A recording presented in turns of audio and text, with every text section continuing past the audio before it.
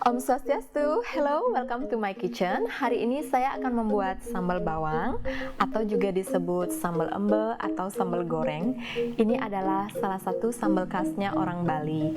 Bahan-bahannya sangat simpel sekali. Jadi di sini saya ada 10 bawang merah, 13 bawang putih, 12 cabai Bali, sudah saya hilangin bijinya. Kalau mau pakai bijinya juga bisa.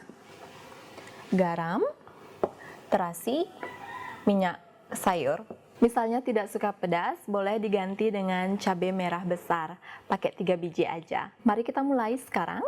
Pertama-tama saya akan mengiris bawang merahnya. Jadi ini diiris tipis-tipis ya.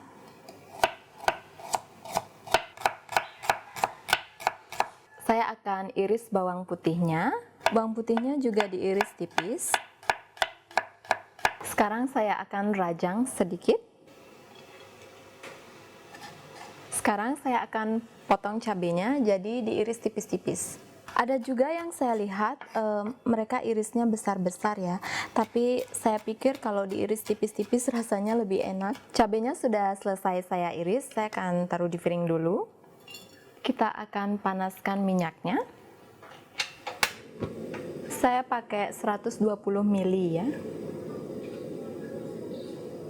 Saya pakai apinya sedang. Jadi sambil menunggu minyaknya hangat, saya akan mencampur 1 sendok teh terasi dan 1 sendok teh garam. Pertama, terasinya sama garamnya akan saya campur dulu. Dan sekarang kita campur dengan cabenya. Minyaknya sudah panas, sekarang saya akan masukkan bawang gorengnya dulu. Bawangnya ini digoreng sampai warnanya agak kecoklatan. Jadi ini warnanya sudah agak kecoklatan ya, seperti dilihat.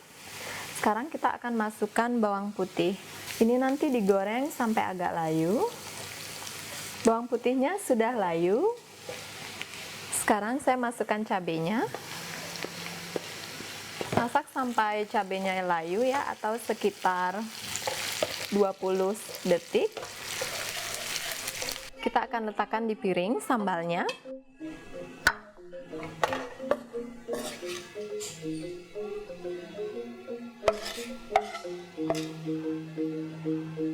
Ini dia sambal bawang khas Bali.